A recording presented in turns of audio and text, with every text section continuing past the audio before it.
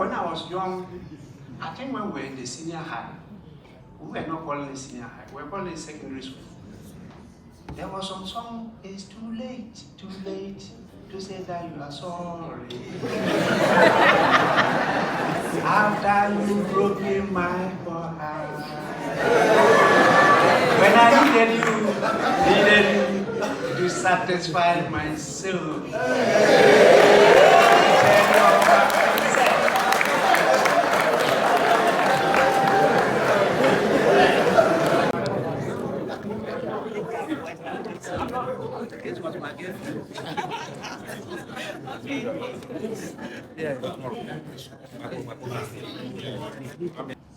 For me to comment on, my lawyers are handling that. So all questions will dealing with those issues before the court will allow the court to handle that. What I will draw your attention to is that the practice and procedure of Bagbin is unknown to many, including the court. And anything I do on the floor, I refer to the standing orders.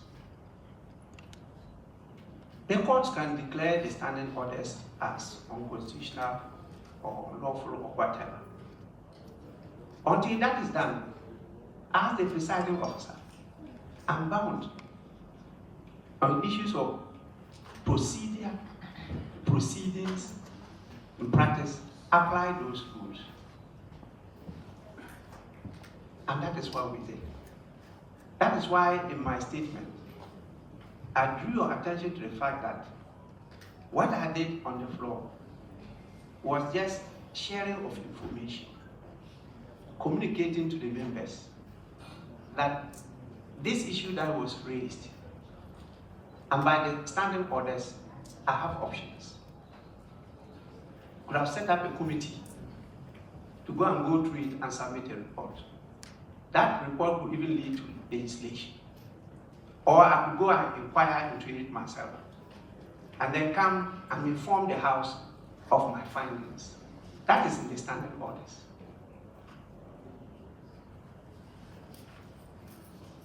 That is what I said is being construed to mean ruling.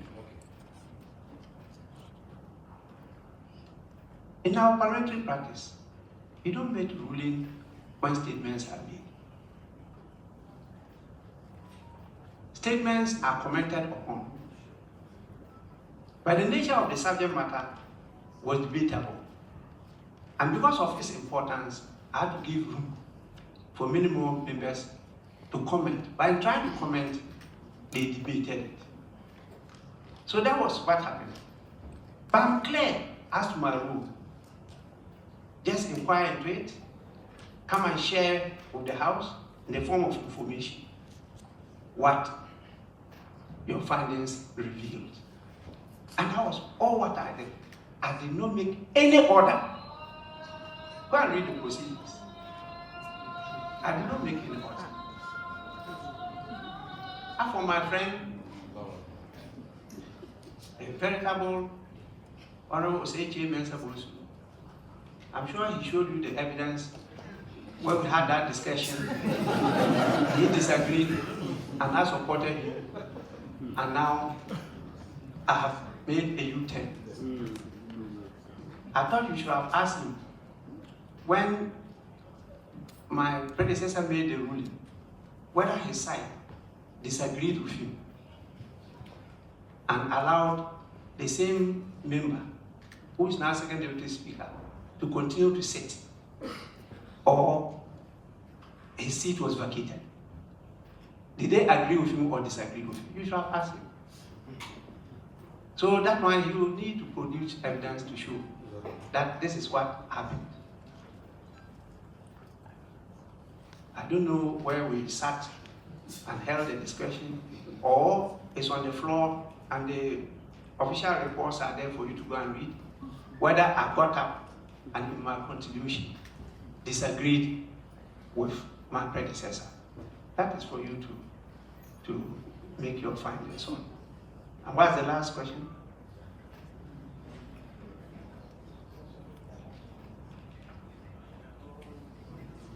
I answered, oh, yes. Debate with president. I leave it at that.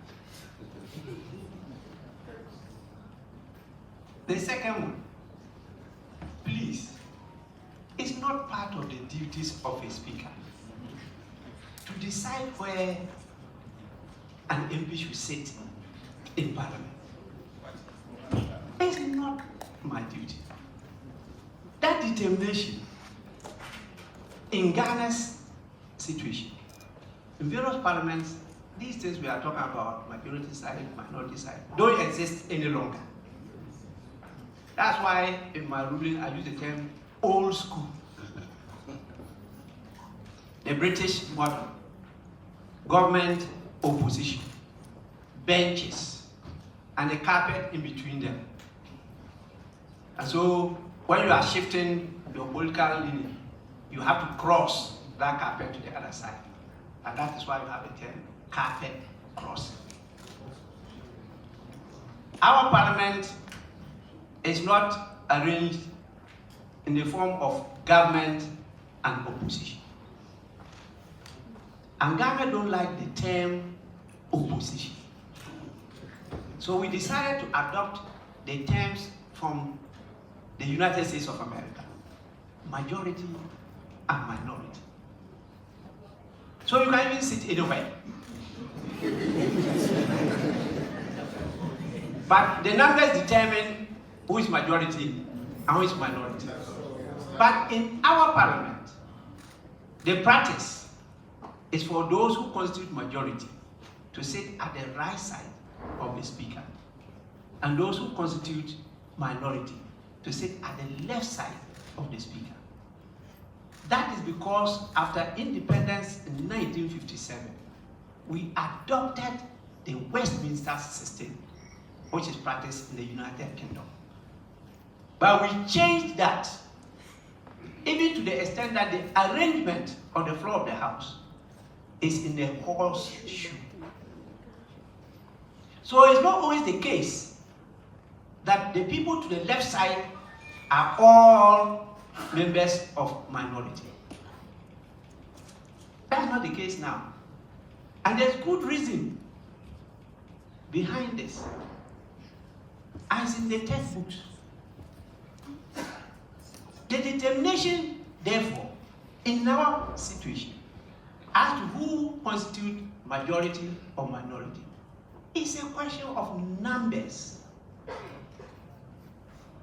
As to where they sit, is the determination first of the political parties who influence who should lead the caucus or party wing in parliament. They, after various consultations, decide that these 5 people should occupy these positions in leadership. And so they are given the chairs in front. Then in consultation with them, the 5 leaders, they determine who should sit behind them.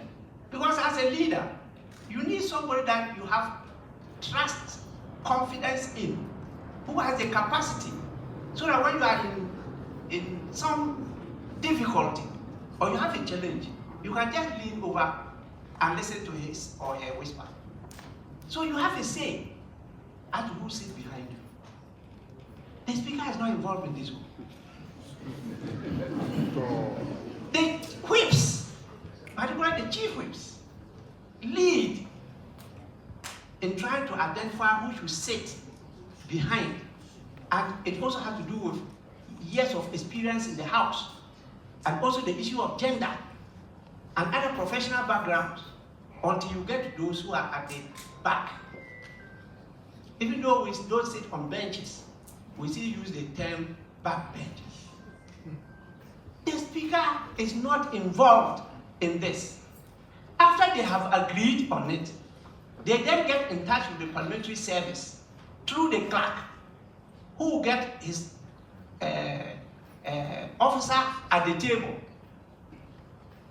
together with the marshal, and they'll get the names, print them, and place them on the various tables as decided by the various caucuses. The speaker don't come in. Please. How can you call speaker to come and decide where people should sit? That's not part of my duties. Number 3.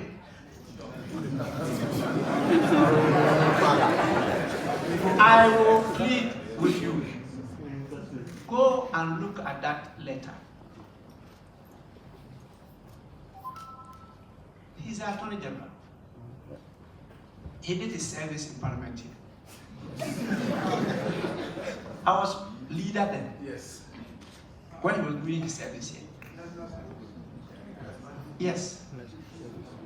So I know him very well before he became Attorney General. Read that letter carefully. And that's one of the things they are missing. There's vast difference between Parliament as an institution and the office of the Speaker. The Speaker is the party before the Supreme Court, not Parliament. So as Speaker, when the Attorney General is taking a different position from my position, I should still contract him as my counsel.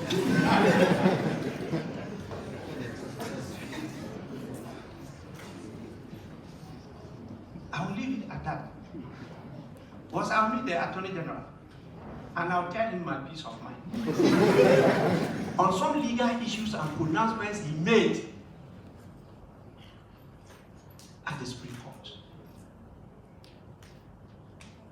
You know, Attorney Generals must be respected as learned.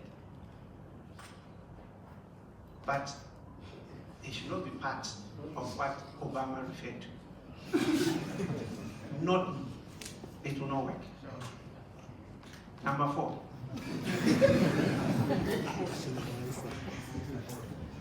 How for the terms they use against me, so that they can be negotiating and compromising.